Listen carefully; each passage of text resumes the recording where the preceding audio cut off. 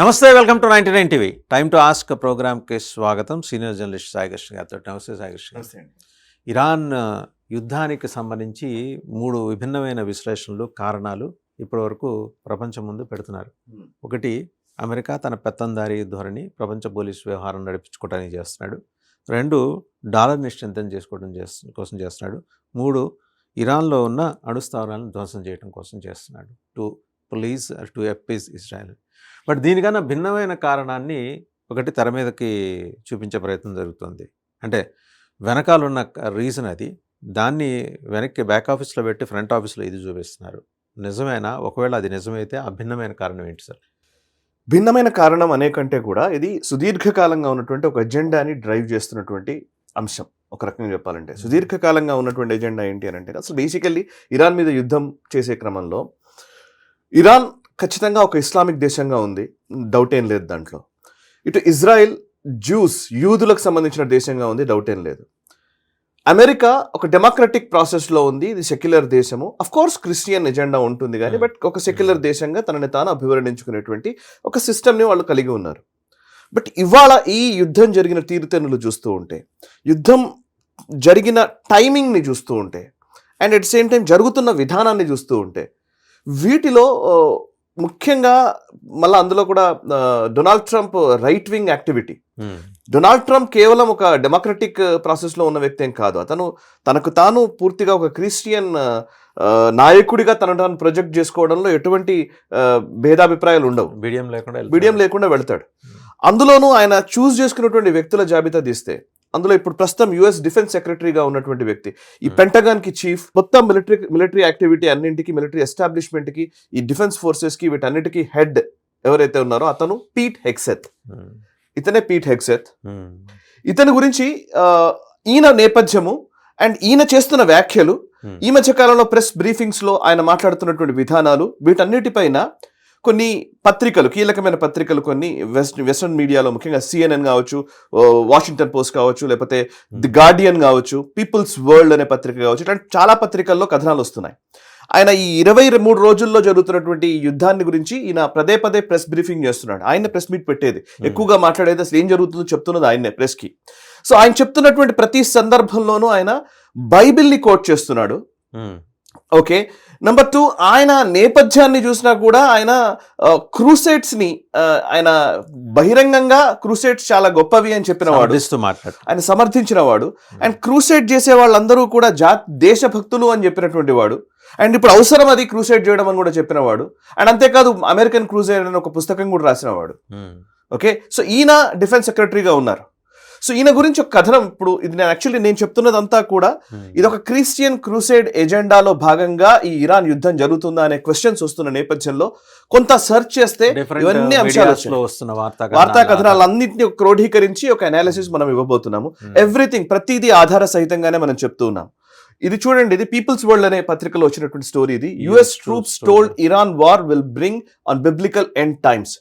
Bible ప్రకారం end times అంటే అర్థం ఏంటి అని అంటే కనుక, బైబిల్ ప్రకారము మొత్తం ప్రపంచాన్ని మొత్తం కూడా క్రిస్టియన్స్ గా మార్చిన తర్వాత జడ్జిమెంట్ డే వస్తుంది. అప్పుడు జీసస్ క్రైస్ట్ 2వ రాకడ ఉంటుంది. ఆయన 2వసారి వస్తారు, వచ్చి ఉన్న వాళ్ళందరినీ కూడా హెవెన్కి తీసుకెళ్తారు అని. అంటే ఎవరైతే బ్యాప్టిజం తీసుకున్నారో వాళ్ళు వెళ్తారని. సో ఆ థియరీని వీళ్ళు నమ్ముతారు. ఓకే. సో అందులో భాగంగానే ఈ ముఖ్యంగా ఇప్పుడు యుఎస్ మిలిటరీ ఆఫీసర్స్ కి స్టోరీలో రాసిన విషయం చూడండి మీరు. US military officers are holding prayer meetings at the Pentagon and telling soldiers that the war on Iran is a religious war mandated by God and intended to bring nearer the day of the rapture. Rapture ante the judgment day ki sambandhinchiనటువంటి అంశం. Soldiers at such Pentagon meetings and locations at military installations around the US have been describing the sessions to the press, asking in most cases that their names not be revealed for fear of repercussions. అంటే మిలిటరీకి ఆయన ఇస్తున్న motivation ఎలాంటి motivation అంటే, వీళ్ళు మనం ఇప్పుడు ఒక మత యుద్ధం చేస్తున్నాము, ఈ మత యుద్ధాన్ని మనం గెలవాలి, ఇరాన్ మీద దాడి చేయాలి. ఇది ఎందుకు అని అంటే కనుక, జీసస్ క్రైస్ట్ 2వసారి రావాలంటే ఈ యుద్ధం తప్పనిసరి అని మిలిటరీకి యుఎస్ మిలిటరీకి వాళ్ళు చెప్తున్నారు, వాళ్ళ విశ్వాసాన్ని బలంగా చెప్తున్నారు. ఇది ఒక స్టోరీ, ఇది మార్చ్ 6th రోజు వచ్చిన స్టోరీ. నేను ఇంకొక స్టోరీ చూపిస్తాను, ఇది కూడా ఇది గార్డియన్ లో వచ్చిన స్టోరీ. ఇందులో కూడా US troops were told war on Iran was all part of God's divine plan, watch dog alleges. ఇది మార్చ్ 3rd రోజు వచ్చిన స్టోరీ, ది గార్డియన్ లో వచ్చిన స్టోరీ. సేమ్ ఇందులో కూడా అదే. అండ్ నెక్స్ట్ అసలు పీట్ హెగ్సెత్ కి సంబంధించినటువంటి ఈయన భావజాలం ఏంటి అనే దాని మీద, ఇది మార్చ్ 28th రోజు స్టోరీ, పీపుల్స్ వరల్డ్ లో వచ్చిన స్టోరీ, PBS లో. Pete Hegseth's Christian rhetoric reignites scrutiny after the US goes to war with Iran. So Pete Hegseth ఆయన చెప్తున్నటువంటి ప్రెస్ బ్రీఫింగ్స్ లో ఆయన మాట్లాడుతున్నటువంటి విధానం, మొన్న ప్రెస్ బ్రీఫింగ్ లో మాట్లాడిన దాన్ని కూడా ఇందులో కోట్ చేశారు. మీరు చూడండి, ఇక్కడ ఆయన మొన్న ప్రెస్ బ్రీఫింగ్ లో మాట్లాడుతున్నప్పుడు ఇక్కడ రాశాడు అనమాట, the mullahs are desperate and scrambling. ఇది పీట్ హెగ్సెత్ మాట్లాడిన మాట ప్రెస్ ముందు. బేసికల్లీ అది మాట్లాడడం తప్ప అని అంటే ఖచ్చితంగా తప్పే, ఎందుకంటే ఒక గవర్నమెంట్ నడుపుతున్నటువంటి వ్యక్తి ఒక మతానికి సంబంధించినటువంటి వ్యక్తుల్ని దూషించడం కాదు. అసలు యుఎస్ డిఫెన్స్ లో ఎప్పుడు కూడా అట్లాంటి స్టేట్మెంట్స్ ఉండేవి కాదు, మాట్లాడే సందర్భాలు లేవు. మామూలుగా మిలిటరీలో ఉండే కింద అధికారులు ఎవరైనా మాట్లాడితే అది వేరు గానీ, బట్ ఒక డిఫెన్స్ సెక్రటరీ మాట్లాడు అంటే ఆయన గవర్నమెంట్ రిప్రజెంటేటివ్, ఆయన గవర్నమెంట్ ని రిప్రజెంట్ చేస్తున్నాడు. అతను మాట్లాడడం the mullahs are desperate and scrambling, Iran విషయంలో ఆయన చేసిన స్టేట్మెంట్. అండ్ ఇంకొకటి, ఇక్కడ ఆయన ఒక బైబిల్లోని కోట్ ని ఒక దాన్ని ఆయన తీసుకున్నారు. ఆయన ఏంటంటే, blessed be the lord my rock who trains my hands for war and my fingers for battle. ఇది Pete Hegseth statement in press briefings. Okay, సరే, దీంతో పాటు అంటే ఓకే ఇదంతా క్రిస్టియన్ ఎజెండా ఒకవేళ అనుకుంటే కూడా, క్రిస్టియన్ ఎజెండా ఆయనదొక్కడైనా ఎంటైర్ అమెరికన్ అడ్మినిస్ట్రేషన్. ఇంకొకటి చూపిస్తాను నేను. డొనాల్డ్ ట్రంప్ వార్ మొదలైన మొదటి రోజు 2 రోజులకి అనుకుంటారు నాకు తెలిసి, డేట్ చూద్దాం ఇక్కడ, టైం చూస్తే ఇది మార్చ్ 28th రోజు అప్డేట్ అయింది, బట్ ఒరిజినల్లీ పబ్లిష్ అయిన డేట్ 1st లోనే, అంటే ఫిబ్రవరి 28th రోజు వార్ జరిగింది. వార్ మొదలైన 1-2 days లోనే క్రిస్టియన్ పాస్టర్స్ అందరినీ వైట్ హౌస్ కి పిలిపించుకొని ఆయన ఈ యుద్ధం మనం గెలవాలని చెప్పేసి ప్రార్థనలు చేయించారు. నాకు తెలిసి నేను ఎప్పుడు చూడలేదు అమెరికన్ ప్రెసిడెంట్స్ యుద్ధాలు చేస్తున్నప్పుడు. నాకు తెలిసి తాలిబాన్ల విషయంలో జరిగిందో తెలియదు, నాకు సబ్జెక్టివ్ కరెక్షన్, నేను ఎప్పుడైతే వినలేదు, చూడలేదు, నాకు తెలియనంత మాత్రం నిజం కాదని నేను అనుకోవడం లేదు. బట్ చూస్తే ఇది వైట్ హౌస్ లో జరిగినటువంటి చేయించడం వేరు. అది కూడా ఏంటి, యుద్ధం గెలవాలని చేసిందే. ఓకే, అండ్ అది మత యుద్ధం అని కింద మిలిటరీకి ప్రచారం చేస్తూ ఉన్నారు. సో ఒక మోటివేషన్ బిల్డ్ చేయడం కోసం. ఇది మాత్రమే అది. పీట్ హెగ్సెత్ ఆయన వ్యక్తిగతంగా ఆయనకు ఉన్నటువంటి విషయాల మీద కూడా క్వశ్చన్స్ ఉన్నాయి. ఆయన వ్యక్తిగతంగా పీట్ హెగ్సెత్ ఎవరు అనే దానికి వస్తే, ఆయన ఇది చూడండి మీరు, పీట్ హెగ్సెత్ టాటూస్ అని చెప్పి గూగుల్ చేస్తే చాలు, నేను జస్ట్ గూగుల్ పేజ్ ఓపెన్ చేశాను అంతే, మీరు చూడొచ్చు. డేవ్స్ వుల్ట్ అని ఆయన చెయ్యి మీద పచ్చబొట్టు ఉంటుంది, చెయ్యి మీద పచ్చబొట్టు. డేవ్స్ వుల్ట్ అంటే ఏందనంటే అది లాటిన్ అమెరికన్ భాషలో గాడ్ విల్స్ ఇట్ అని అర్థం. అంటే దేవుడు కోరుతున్నాడు, దేవుడి ఆదేశానుసారం అని అర్థం ఇంగ్లీష్ లో. సో డేవ్స్ వుల్ట్ అనేది ఆయన పెట్టుకున్నాడు. సరే, మరి దేవుడి ఆదేశానుసారం అని అంటే మామూలే కదా, దాంట్లో ఏముందండి అనుకోవచ్చు. కానీ ఇది వార్ క్రై. ఇది క్రూసేడ్స్ జరుగుతున్నప్పుడు, అంటే ఇప్పుడు మనం ఏదైతే జెరూసలేం అంటున్నామో ఆ జెరూసలేం పైన అది ముస్లిమ్స్ కబంధ హస్తాల్లో ఉంది. ఆ టైంలో ముస్లిమ్స్ కబ్జాలో ఉన్నప్పుడు క్రిస్టియన్స్ పోప్ ఆధ్వర్యంలో, రోమన్ చక్రవర్తుల ఆధ్వర్యంలో వాళ్ళు క్రూసేడ్స్ చేశారు. 1095 నుంచి 1291 వరకు. ఆ టైంలో అంటే 11th century, 12th century, 13th century, ఒక 2 centuries లో విపరీతమైన క్రూసేడ్స్ జరిగాయి. అంటే ప్రతిసారి క్రిస్టియన్స్ యుద్ధంగా వచ్చి, అక్కడ సైన్యంగా వచ్చి యుద్ధాలు చేయడము. మెయిన్ ఆ జెరూసలేం ల్యాండ్ కోసమే. ఆ ల్యాండ్ ఎందుకు, దానికి ఏం ప్రత్యేకత ఉంది మనం తర్వాత మాట్లాడదాం. బట్ బేసికల్లీ ఆ పర్టికులర్ జెరూసలేం ఈరోజు ఇజ్రాయెల్లో ఏదైతే ఉందో ఆ పర్టికులర్ భూభాగం కోసం క్రూసేడ్స్ జరిగాయి. ఆ క్రూసేడ్స్ లో war cry, Christians war cry ఏంటి అని అంటే డేవ్స్ వుల్ట్. సో అది ఆయన పచ్చబొట్టుగా వేసుకున్నాడు. అది మాత్రమే కాదు, ఆయన ఒంటి మీద ఒక క్రాస్ ఉంది, మీరు చూడొచ్చు. ఇది ఈ క్రాస్, ఇది మామూలు క్రాస్ కాదు, మామూలుగా ఉండే సిలువ కాదు. దీని మీద చాలా స్టోరీస్ ఉన్నాయి యాక్చువల్లీ. ఇదేంటంటే ఇది జెరూసలేం క్రాస్ అంటారు దీన్ని. అంటే మీరు చూస్తే 1 క్రాస్. సో ఇందులో ఈవెన్ CNN లో కూడా వచ్చింది ఇది, Pete Hegseth wanted an American crusade, now he is leading a war in the Middle East. ఇది CNN లో వచ్చిన స్టోరీ. చెప్పాడు American crusade and Middle East మీద గెలవాలి, యుద్ధం గెలవాలి. ఎస్, అమెరికా చేస్తున్నటువంటి ఒక క్రూసేడ్ లాంటిది ఇది అనేది వాళ్ళ ఉద్దేశం. ఇప్పుడు మీరు చూస్తే ఇది క్రాస్, క్రాస్ చూస్తే ఇది జెరూసలేం క్రాస్ అంటారు. మామూలు క్రాస్ కి దీనికి డిఫరెన్స్ ఉంది. మామూలుగా సిలువ వేరు, ఈ సిలువ వేరు. ఇది ఒక పెద్ద క్రాస్ వస్తుంది, మధ్యలో 4 వస్తాయి, మొత్తం 5 క్రాసెస్ అన్నమాట. స్వస్తిక్ సింబాలిక్. యాక్చువల్లీ స్వస్తిక్ ఎట్లాంటిది అంటే సార్, దానికి కూడా స్టోరీ ఉంది. యాక్చువల్లీ చాలా మంది అంటుంటారు హిట్లర్ వాడింది స్వస్తిక అని. అది స్వస్తిక కాదు, హకెన్ క్రూజ్ అంటారు దాన్ని. హుక్డ్ క్రాస్ అనేది దాని అసలు పేరు.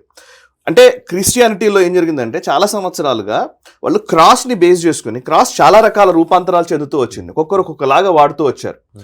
ఈ హిట్లర్ నాజీ వాడింది హకెన్ క్రాస్, అంటే హుక్డ్ క్రాస్ అని కూడా అంటారు దాన్ని. అంటే అది క్రాస్ ని కొంచెం పక్కకి ఇట్లా ఇట్లా సైడ్స్ వస్తాయన్నమాట. సో ఇప్పుడు మనం చూస్తున్న అతని స్వస్తిక లాంటి ఒక ఏదైతే సింబల్ ఉందో అది స్వస్తిక కాదు, అది క్రిస్టియన్ మైథాలజీ వాళ్ళ ఆరిజిన్స్ నుంచి వచ్చినటువంటి హుక్డ్ క్రాస్. సో వాళ్ళు చాలా మంది అంటారు ఏంటంటే ఇది స్వస్తిక, ఇదంతా నాజీలకు సంబంధించింది. మన స్వస్తికకు ఒక వేరే పద్ధతి ఉంది, వాళ్ళ దానికి వేరే పద్ధతి ఉంది. అలాంటిది ఇదొక పద్ధతి, ఇదొక జెరూసలేం క్రాస్. ఇది దీన్ని క్రూసేడ్స్ టైంలో వాడేవాళ్ళట. సో సేమ్ పీట్ హెక్సెత్, ఇతను డిఫెన్స్ సెక్రటరీగా ఉన్నాడు యుఎస్ కి. ఆయన హుక్డ్ ఈ జెరూసలేం క్రాస్ చేసుకుని టాటూ ఉంది ఆయన పైన. అండ్ డేవుస్ వూల్ట్, ఇందాక నేను చెప్పాను వార్ క్రై, ఆ రోజుల్లో క్రూసేడ్స్ టైంలో క్రిస్టియన్స్ వార్ క్రై ఏదైతుందో దాన్ని టాటూగా వేసుకున్నాడు. అండ్ అది మాత్రమే కాదు, ఆయన ఒక బుక్ కూడా రాశాడు. ఇది అమెరికన్ క్రూసేడ్ అనే ఒక బుక్ రాశాడు 2020లో పీట్ హెక్సెత్. ఇందాక CNN లో కూడా స్టోరీలో అదే రాశారు. అమెరికన్ క్రూసేడ్ అనే కాన్సెప్ట్ ని, అంటే క్రూసేడ్స్ చేసేవాళ్ళు చాలా గొప్పవాళ్ళు, అది నిజంగా అది అవసరం ఈ రోజు అని చెప్పేసి అన్ ఆర్గ్యుమెంట్ అంతా ఉంటుంది ఆ పుస్తకంలో. They are directly being sent by God, అంతే. ఎగ్జాక్ట్లీ దేవుడి కోసం వచ్చారు వాళ్ళు. ఎగ్జాక్ట్లీ దేవుడి కోసం యుద్ధం చేస్తారు, దేవుడి కోసమే యుద్ధం అని. సో ఇప్పుడు మనమైతే ఏదైతే ఇప్పుడు జిహాద్ అని అంటున్నామో అది కొంచెం పాలిష్డ్ వర్షన్ గా ఇటువైపు క్రూసేడ్ రూపంలో చెప్తున్నారు. సో అంటే ఫార్ రైట్ వింగ్ అప్రోచ్ ఎలా ఉంటుంది అని అంటే ఇలా ఉంటుంది. ఇప్పుడు డొనాల్డ్ ట్రంప్ మీకు అబ్జర్వ్ చేస్తే ఇందులో మళ్ళీ ఇంకా నేను దీనికి లింక్ అయ్యే అంశాలు చెప్తున్నాను. సరిగ్గా యుద్ధం ఎప్పుడు మొదలైంది? ఫిబ్రవరి 28వ తేదీ. ఎప్పటివరకు కంటిన్యూ అవుతూనే వస్తుంది. ఏంటి ఈ నెల ప్రత్యేకత? రంజాన్ మాసం. రంజాన్ మాసంలో ఈ యుద్ధం జరుగుతుంది, నెంబర్ 1. అండ్ నెంబర్ 2, జెరూసలేంలో మీరు అబ్జర్వ్ చేస్తే, ఇప్పుడు మీకు మొన్ననే వచ్చిన స్టోరీ ఇది, జెరూసలేంలో అల్ అక్సా మాస్క్ అని ఉంటుంది. దేనికోసమైతే యుద్ధం జరుగుతుందో ఆ యుద్ధం గురించి ఒక చిన్న మాట చెప్తాను నేను. ఇది జెరూసలేం, ఇది ఇజ్రాయెల్ మ్యాప్. ఇప్పుడు ఎందుకు యుద్ధం చేస్తున్నారు, అసలు క్రూసేడ్ అంటే ఏంటి, ప్రేక్షకులకు కొంచెం ఈజీగా అర్థం అవడం కోసం చెప్దాం. ఇది ఇజ్రాయెల్, రైట్? ఇది జూస్ కి సంబంధించినటువంటి దేశం. ఇది 1948లో ఏర్పాటైంది. అంతకుముందు కొన్ని వందల సంవత్సరాల క్రితం, అంటే జీసస్ క్రైస్ట్ కంటే ముందు, ఇక్కడ ఈ జెరూసలేంలో, ఇక్కడ ఒక జెరూసలేం అంటే ఇక్కడ ఉంది కరెక్ట్గా, ఈ ప్లేస్లో ఒక కొండ ఉంటుంది, టెంపుల్ మౌంట్ అంటారు దాన్ని. కొండ ఉంది ఒక వెస్ట్ బ్యాంక్కి ఆనుకొని. ఇది వెస్ట్ బ్యాంక్ ఆనుకొని ఉన్న ప్లేస్. ఆ కొండ పైన ఏమైందంటే మొట్టమొదట అబ్రహాం అనే వ్యక్తికి యెహోవా దేవుడు కనిపించి, నువ్వు నా దేవుడికి సంబంధించినటువంటి దీన్ని నువ్వే ఈ రాజ్యం అంతా పరిపాలించాలి అని చెప్పాడు అని చెప్పేసి చెప్తారు. సో దాని ప్రకారమే వాళ్ళు పైన ఉన్నటువంటి యూఫ్రేట్స్ రివర్, కింద ఉన్నటువంటి నైలు నది, ఇక్కడి వరకు కూడా నీ రాజ్యమే, నువ్వే దీన్ని పరిపాలించాలని దేవుడు చెప్పాడు, దేవుని ఆజ్ఞానుసారం అని చెప్పేసి ఒక ఓల్డ్ టెస్టిమెంట్ లో ఉంటది. తర్వాత కాలంలో యూదులు, ఆ తర్వాత కాలంలో జీసస్ క్రైస్ట్ వచ్చారు. జీసస్ క్రైస్ట్ వచ్చిన తర్వాత జీసస్ క్రైస్ట్ ని క్రూసిఫై చేస్తారు. ఓకే, ఆయనని సిలువ మీద వేసి ఆయనని చాలా హింసించి ఆయనని చంపుతారు కదా. తర్వాత ఆయన మళ్ళీ బతికాడని అది వేరే స్టోరీ. బట్ జీసస్ క్రైస్ట్ ని క్రూసిఫై చేసినటువంటి ప్రాంతం కూడా ఇదే, జెరూసలేం. ముందు యూదులకు సంబంధించినటువంటి పవిత్ర భూమి, ఎట్ ద సేమ్ టైం తర్వాత జీసస్ క్రైస్ట్ ని క్రూసిఫై చేసినటువంటి భూమి, రైట్? ఆ తర్వాత కాలంలో ఏమవుతుందంటే రోమన్ ఎంపరర్ చక్రవర్తులు వచ్చిన తర్వాత, కాన్స్టంటైన్ ఆ టైంలో క్రిస్టియన్ సువార్త మొదలవడము, ఎవాంజలిజం ఇవన్నీ మొదలవడము, పోపు ఇవన్నీ రావడం జరుగుతుంది. తర్వాత ఏమవుతుందంటే 1000 AD 700 AD ఆ టైం వరకు వచ్చేసరికి వాళ్ళు రోమన్ చక్రవర్తులు ఈ భూమి పైన దాడి చేసి యూదులు జీసస్ క్రైస్ట్ ని క్రూసిఫై చేశారు కాబట్టి దానికి ప్రతీకారంగా యూదుల మీద దాడులు చేస్తారు. యూదులు చెల్లాచెదరై చాలా ప్రాంతాల్లోకి వెళ్ళిపోతారు. అప్పుడు గ్యాబ్రియల్ అనే అప్పటి రోమన్ రాజు ఏం చేస్తాడంటే, ఆ రాజు ఈ పర్టికులర్ భూమిని పాలస్తీనియా అక్కడ ఉన్నటువంటి తెగలకి అప్పచెప్పి వెళ్ళిపోతాడు. తదనంతర కాలంలో మహమ్మద్ ప్రాఫెట్ వచ్చిన తర్వాత, ప్రాఫెట్ చెప్పిన దాని ప్రకారం ఆయన ఎప్పుడు ఈ జెరూసలేంకి రాలేదు. కానీ ఆయన ఒక మాట చెప్పారు. ఏమని అన్నారంటే, మొహమ్మద్ ప్రాఫెట్ దైవలోకానికి వెళ్ళి రిటర్న్ వస్తూ ఉన్నప్పుడు, రెక్కల గుర్రం మీద వస్తూ ఉన్నప్పుడు, ఆ రెక్కల గుర్రం సరిగ్గా ఈ జెరూసలేం దగ్గరనే ల్యాండ్ అయింది, అది చాలా పవిత్ర భూమి మనకు అని మహమ్మద్ ప్రాఫెట్ చెప్పాడనేది ఇంకొక కథనం, ఇంకొక అంశం, నమ్మకం. అది ముస్లిమ్స్ నమ్ముతారు. సో ఇప్పుడు ముస్లిమ్స్ పరిభాషలో వాళ్ళకు సంబంధించినంత వరకు మక్కా మదీనా తర్వాత అత్యంత పవిత్రమైనటువంటి ఒక మస్జిద్ ఉంది ఏంటి అని అంటే ఈ జెరూసలేంలో ఉంది, అది అలక్సా మాస్క్. సో అది చాలా ఇంపార్టెంట్. అలక్సా మాస్క్ అనేది చాలా ఇంపార్టెంట్. సో దానికోసం అని వాళ్ళు దాన్ని ప్రొటెక్ట్ చేస్తూ ఉంటారు. సో ఇందాక నేను చెప్పింది యూదుల్ని పక్కకు పంపించిన తర్వాత రోమన్ చక్రవర్తులు అసలు మనం యూదుల్ని పంపించాం కానీ మళ్ళీ ఇది ముస్లింలకు చెరలోకి వెళ్ళిపోయింది కదా, భూమి జీసస్ క్రైస్ట్కి సంబంధించిన భూమి కదా, దీన్ని మనం రీఆక్యుపై చేసుకోవాలనే ఉద్దేశంతో క్రూసేడ్స్ మొదలు పెడతారు. పోప్ చెప్పిన ఆదేశాల మేరకు దేవుడి కోసమని యుద్ధం చేయడం, అదే క్రూసేడ్స్ చేసింది. అది 1095 నుంచి 1291 వరకు జరుగుతాయి. ఆల్మోస్ట్ 200 సంవత్సరాల పాటు ఈ క్రూసేడ్స్ జరుగుతూనే ఉంటాయి. ఆ క్రూసేడ్స్ లో భాగంగా క్రిస్టియన్స్ కి, అక్కడ లోకల్ గా ఉన్నటువంటి మహమ్మద్ ప్రాఫెట్ ని అనుసరించినటువంటి ఫాలో అవుతున్నటువంటి ముస్లిమ్స్ కి మధ్య యుద్ధాలు జరిగాయి. అది అట్లా యుద్ధం అట్లా కొనసాగుతూ ఒకసారి వీళ్ళు గెలిచారు, ఒకసారి వాళ్ళు గెలిచారు, ఇట్లా రక్తపాతం నడుస్తూ వచ్చింది. తదనంతర కాలంలో ఇక first world war, second world వార్లు, కొంత డెవలప్మెంట్, ఇండస్ట్రియలైజేషన్లు ఇవన్నీ వచ్చిన తర్వాత సెకండ్ వరల్డ్ వార్ టైంలో ఈవెన్ హిట్లర్ యూదుల పైన దాడి చేసింది కూడా కారణం ఇదే. హిట్లర్ ఎందుకు యూదుల మీద దాడి చేశాడంటే జీసస్ ని క్రూసిఫై చేసినటువంటి వాళ్ళు వీళ్ళు, సో ఆ యూదులందరినీ చంపాలి అనే ఒక దృక్పథంతో అల్ట్రా హైపర్ క్రిస్టియన్ యాటిట్యూడ్ తోటి చేసినటువంటి దాడులు అవి. ఓకే, సో అట్లా జ్యూస్ని చంపుతూ వచ్చాడు. తర్వాత కాలంలో సెకండ్ వరల్డ్ వార్ తర్వాత ఈ జెరూసలేం ఏర్పాటు చేయడము, ఇజ్రాయెల్ ఏర్పాటు చేయడము, ఆ తర్వాత జెరూసలేం ఇప్పుడు ఇజ్రాయెల్ కంట్రోల్లో ఉంది. ఈసారి ఇప్పుడు మనం ఇరాన్ వార్కి వద్దాం. ఈ ఇరాన్ వార్కి వస్తే ఈ 20 రోజుల్లో ఫిబ్రవరి 28వ తేదీ నుంచి ఇప్పుడు మార్చి 23వ తేదీ వాళ్ళ ఇప్పటి వరకు కూడా ముస్లింలకి పవిత్రమైన భూమిగా ఉన్నటువంటి అల్ అక్సా మాస్క్ ని, మస్జిద్ ని ఈ 23 రోజుల పాటు మూసేశారు. 1967 తర్వాత ఇప్పటి వరకు చరిత్రలో మొదటిసారి దీన్ని మూసేయడం, పవిత్రమైన మసీదుని వాళ్ళ మూసివేశారు. సో అది చాలా ఇంపార్టెంట్ అంశం. ఎందుకు అని అంటే దానికి కారణం ఏంటంటే యుద్ధం జరుగుతుంది కాబట్టి, మిజైల్స్ అటాక్ జరుగుతుంది కాబట్టి, ఆ డెబ్రీ తోటి ఇబ్బంది అవుతుంది కాబట్టి అన్నారు. సో ఇప్పుడు నిన్న ఈద్ రోజున ముస్లిమ్స్ వాళ్ళు చేసుకున్న నమాజ్ కూడా వాళ్ళు చేసుకుంటారు, చాలా పెద్ద ఎత్తున చేస్తారు కదా, వాళ్ళందరూ కూడా అలక్సా మాస్క్ గేట్ బయట చేసుకున్నారు. కానీ ఇంతకాలం పాటు ఆ అలక్సా మాస్క్ లోనే జరుగుతూ వచ్చారు ఇవి. సో క్వశ్చన్ మార్క్స్ ఏంటంటే ఇందులో వచ్చిన అంశాలు ఏంటంటే, ఫస్ట్ రంజాన్ మాసంలో జరుగుతుంది యుద్ధం, 2 అలక్సా మాస్క్ మూసివేయడం, పెంటగాన్ డిజైన్ చేసింది మొత్తం ఇదంతా కూడా ఇలా జరగాలి, అలక్సా మాస్క్ ని మూసివేయడం, అక్కడ పీట్ హెగ్సెట్ లాంటి క్రూసేడ్స్ ని సపోర్ట్ చేసే వ్యక్తి డిఫెన్స్ సెక్రటరీగా ఉండడం, Donald Trump far right wing ideology, ఇవన్నిటి నేపథ్యంలో and Netanyahu Greater Israel project ఉంది. సో ఇట్లా అనేక అంశాలను బేస్ చేసుకుని యుద్ధం జరుగుతుందేమో వాళ్ళు భావిస్తున్నట్టు, ఇప్పుడు యూదులు భావిస్తున్నట్టు గ్రేటర్ ఇజ్రాయెల్ ఏర్పాటుకి దేవుడి ఆదేశం వాళ్ళకి అందిందా? ఇప్పుడు సరైన సమయం అని వాళ్ళు భావిస్తున్నారా? అంటే ఇప్పుడు స్టార్ట్ చేస్తున్నారేమో. అంటే ఇది ఎట్లా ఉంటుందంటే, ఇది ఒక రోజులో అయిపోయేటి కావు ఇవి. ఒక దగ్గర స్టార్ట్ అవుతే అది ఇప్పుడు ఇజ్రాయెల్ ఏర్పాటు ఒక రోజులో వచ్చింది కాదు, అది 100 సంవత్సరాల ప్రయత్నం. అది చాలా సంవత్సరాల పాటు ప్రయత్నం చేస్తూ వస్తే ఒకానొక దశలో ఇజ్రాయెల్ అనే దేశమే ఏర్పడ్డది. ఓకే, సో ఇక్కడ నుంచి మొదలు పెడితే అండ్ మేబీ ఇది స్టార్టింగ్ పాయింట్ కావచ్చు.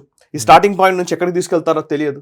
ఇంకా ఇంకా ఇంకా కొన్ని ఉన్నాయి. ఇప్పుడు ఫర్ ఎగ్జాంపుల్ ఇప్పుడు దాడులు చేస్తున్న విధానం చూస్తుంటే కూడా ప్రపంచ జనాభా 780 నుంచి 800 కోట్లు ఉంది అండి. అందులో ఈ మొత్తం ఇస్లామిక్ నేషన్స్ జనాభా ఒక 300 నుంచి 350 కోట్లు అనుకుందాం.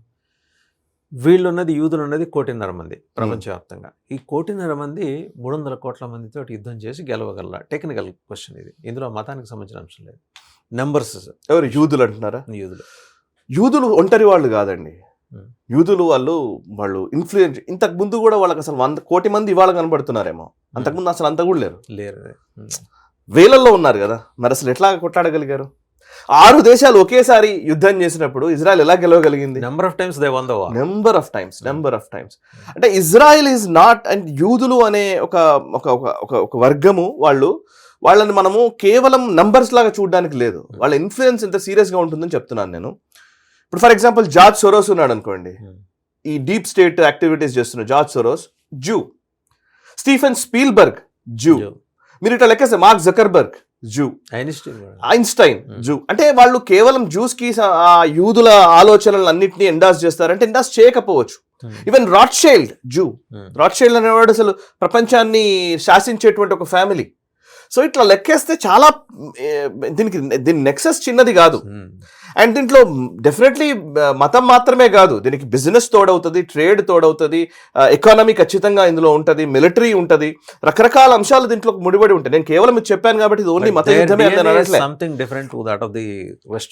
అండ్ ఇంకొకటి మన దగ్గర ఈ ప్రాబ్లం ఏంటంటే అండి, మన దగ్గర కూడా జనాలకు నేను ఎందుకు ఇది స్పెసిఫిక్ గా చెప్తున్నాను అని అంటే, ఈ యుద్ధం ఇప్పుడు ఒక సంవత్సరాలుగా కొన్ని సెంచరీస్ నుంచి జరుగుతున్నటువంటి యుద్ధాలు క్రిస్టియన్లకి యూదులకి మధ్య, యూదులకి ముస్లింలకి మధ్య, క్రిస్టియన్లకి ముస్లింలకి మధ్య జరుగుతున్నటువంటి యుద్ధాలు అన్నిటి లెక్క ఏంటి అని అంటే కనుక అన్నింటికి మేలకాలు ఉన్నది మూలం మతం మాత్రమే. నెంబర్ 1 ఫస్ట్ మనం దాన్ని అర్థం చేసుకోవాలి. దాన్ని అర్థం చేసుకోకుండా లేదు మతం అంతా తప్పు అసలు అట్లా మాట్లాడడం, వీళ్ళందరూ బయటకు చెప్పేది మాత్రం అందరూ కూడా డెమోక్రసీ గురించి మాట్లాడతారు, అందరూ ఏదో వరల్డ్ ఆర్డర్ గురించి మాట్లాడతారు, చాలా మానవతా దృక్పథంతో ఉండాలి అని మాట్లాడతారు. కానీ వెనకాల ఉన్న శక్తులు ఇవే. అండ్ దీంట్లో అన్నింటికి మూలం ఏంటి? సేమ్ ఒకటే జెరూసలేంలో ఉండే ఒక కొండ కోసం గొడవ. ఇప్పుడు మన దగ్గర మాట్లాడతారు చాలా, అయోధ్య గురించి మాట్లాడగానే అయోధ్యలో ఎందుకు గుడి కట్టడం అవసరం ఏంటి, అసలు ఒక యూనివర్సిటీ కట్టొచ్చు కదా, ఒక హాస్పిటల్ కట్టొచ్చు కదా, ఒక ఆలయం కోసం ఇంత కొట్లాట ఎందుకు, ఇవన్నీ మాట్లాడతారు కదా.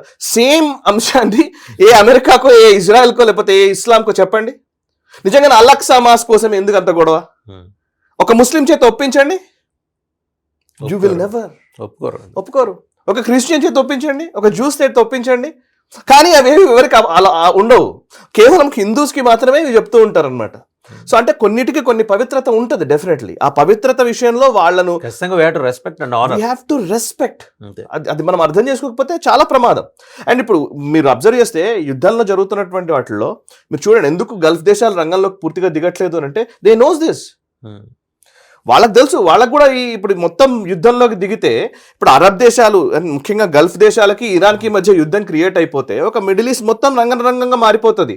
సో దీని నుంచి అడ్వాంటేజ్ ఎవరికి వస్తుంది? అమెరికా లేకపోతే ఇజ్రాయెల్కి అడ్వాంటేజ్ వస్తుంది. సో ఇప్పుడు మీరు చూస్తే ఇక్కడ గాజా స్ట్రిప్ ఉందండి. ఈ Gaza strip already Trump real ఎస్టేట్కి వెళ్ళిపోయింది. ఓకే, వెస్ట్ బ్యాంక్ మొత్తం ఇజ్రాయెల్ కంట్రోల్లోనే ఉంది. ఆ పైకి ఉన్నటువంటి గోలాన్ హైట్స్ ఇజ్రాయెల్ కంట్రోల్లోకి వచ్చేసినాయి. ఇంకా పైకి ఉన్నటువంటి లెబనాన్, సౌత్ లెబనాన్ అంతా క్యాప్చర్ చేయబోతున్నారు ఇప్పుడు. లెబనాన్ గవర్నమెంట్ కూడా కలిసే పోరాడుతుంది ప్రస్తుతం. ఎగ్జాక్ట్లీ. సో ఇప్పుడు ఇక్కడ ఉన్న జెరూసలేం విషయంలో ఇప్పుడు ఈ యొక్క అలక్సా మాస్క్ ఇప్పుడు 23 రోజుల నుంచి క్లోజ్ అయిపోయింది. తర్వాత ఓపెన్ చేస్తారు కావచ్చు, ఇంకేదో జరుగుతుంది కావచ్చు, I don't know. But holy Ramzan month లో ఓపెన్ కాకపోవడం అదొక సిగ్నిఫికెన్స్ ఉంది దీంట్లో, ఈ యుద్ధంలో. అందుకోసం మనం ఇంతసేపు మాట్లాడుతున్నది. సో బహుశా purposefully Trump might have dragged this war period అనుకోవచ్చా? ఇది నెపంగా పెట్టుకొని దీనికోసమని మేబీ కూడా వన్ ఆఫ్ ద రీజన్. వాళ్ళకున్న కారణాల్లో ఇది కూడా ప్రధానమైన కారణంగా చూడొచ్చు. ఒకవైపు డొనాల్డ్ ట్రంప్ కి వ్యతిరేకత పెరుగుతోందని మనం అంటున్నాం. At the same time Donald Trump కి ఫార్ రైట్ వింగ్, ఆయనకు ఉన్నటువంటి ఓటర్ బేస్ ఏదైతే ఉందో రిపబ్లికన్ ఓటర్ బేస్, వాళ్ళు డెఫినెట్లీ వాళ్ళకి ఆ మెసేజ్ వెళ్తోంది. కాకపోతే వాళ్ళకి ఎకనామికల్లీ చాలా ఇబ్బంది అవుతుంది. ఈ ఆయిల్ ఆపడము ఇవన్నిటితోటి ఇబ్బంది అవుతుంది. కానీ వాళ్ళు they are happy with this war. ముఖ్యంగా ఫార్ రైట్ వింగ్ ఆలోచన ఉన్న వాళ్ళు యూరోప్ లో కూడా ఉంటారు.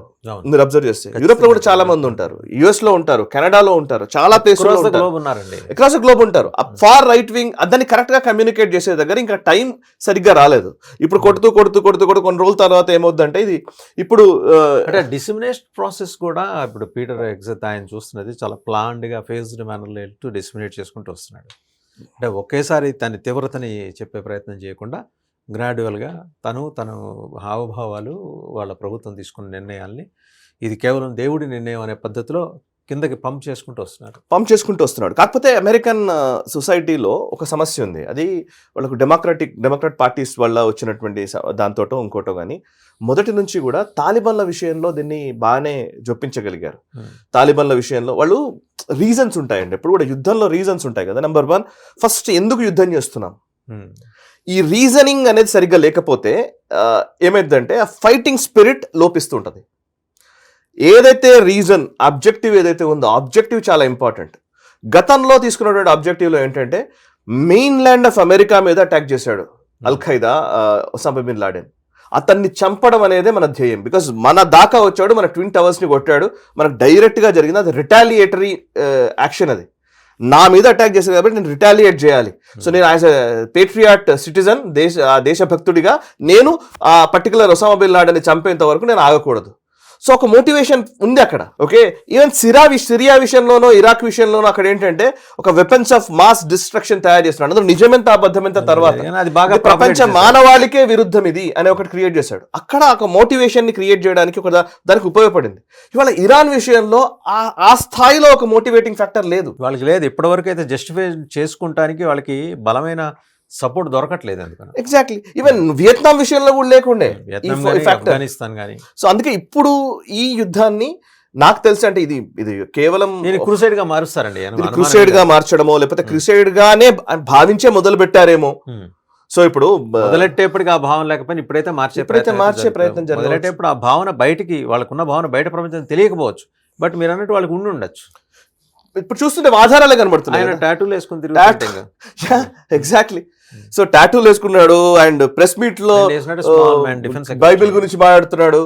ఓకే, అండ్ డొనాల్డ్ ట్రంప్ ఆయన చుట్టూ పాస్టర్లను పెట్టుకొని ప్రేయర్స్ చేస్తున్నాడు వైట్ హౌస్ లో. ఎగ్జాక్ట్లీ.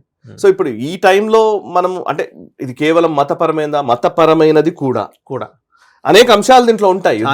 ఆ యుద్ధానికి వెనక బలమైన కారణాలు ఇదొకటి ఇది మాత్రమే అని అనలేం కానీ ఎస్ ఇది కూడా కీలకమైన పాత్ర వహిస్తోంది అనేది నా అభిప్రాయం. Right, thank you Sai. Thank you. So చూసాం కదా, క్రూసైడ్ ఒక మత యుద్ధం ఎప్పటి మాట ఇది 1175వ సంవత్సరం దగ్గర నుంచి మొదలెడితే కంటిన్యూ అవుతోంది. రూపాలు మార్చుకున్నది, భాషలు మార్చుకుంది, యుద్ధాల రీతులు మారాయి, అండ్ యుద్ధం చేసే విధానాలు, వ్యూహాలు అన్నీ కూడా వేరువేరుగా మారాయి. అన్నీ క్రోడీకరించి చివరికి తీసుకొచ్చేస్తే క్రూసైడ్ దగ్గర ఆగింది. ఇప్పుడు దేవుడి నిర్ణయం ప్రకారం ఇదేంటంటే సమస్త భూభాగాన్ని, అంటే వాళ్ళు రాసుకున్న పుస్తకంలోని, దేవుడి ఆదేశం మేరకు వాళ్ళు రాసుకున్న పుస్తకంలోని సమస్త భూభాగాన్ని క్యాప్చర్ చేసిన తర్వాత అప్పుడు వీళ్ళందరినీ స్వర్గాన్ని తీసుకెళ్ళడానికి ఆయన వస్తారు. ఇది వాళ్ళ విశ్వాసం. ఆ విశ్వాసానికి అనుగుణంగానే ఈ యుద్ధాన్ని ఇక్కడ దాకా తీసుకొచ్చారు. దీనికి లాజికల్ ఎండ్ ఉందా అంటే దైవిక పరిభాషలో దేవుడు వచ్చేదాకా లాజికల్ ఎండ్ ఉండదు. ఇవాళ ఇది మొదలైంది, ఇది కొన్ని వందల సంవత్సరాల పాటు నడవచ్చు, లేకపోతే 2-3 సంవత్సరాలు ముగియచ్చు. దేవుడు ఎంత తొందరగా వాళ్ళని స్వర్గానికి తీసుకెళ్లాలని భావిస్తారో మరి అంత తొందరగా యుద్ధం ముగియటానికి అవకాశం ఉందనేది వారి నమ్మకం, వారి విశ్వాసం. వారు దానికి అనుగుణంగానే పీటర్ ఎక్సెత్ కనుక చూస్తే ఆయన టాటూలు వేసుకొని మరీ దేవుడి నిర్ణయాన్ని అమలు చేయడానికి వచ్చిన ఒక ఆఫీసర్ మాదిరి ఆయన మాట్లాడారు, పుస్తకాలు రాశారు. అండ్ వైట్ హౌస్లో చూసాం, ప్రేయర్స్ జరిగినాయి. ఓకే, సమస్త మానవాళి సుఖశాంతుల కోసం యుద్ధం జరగాలి అంటే అలా అని దేవుడు భావిస్తే యుద్ధం జరుగుతుంది, యుద్ధంలో వీళ్ళు గెలుస్తారు.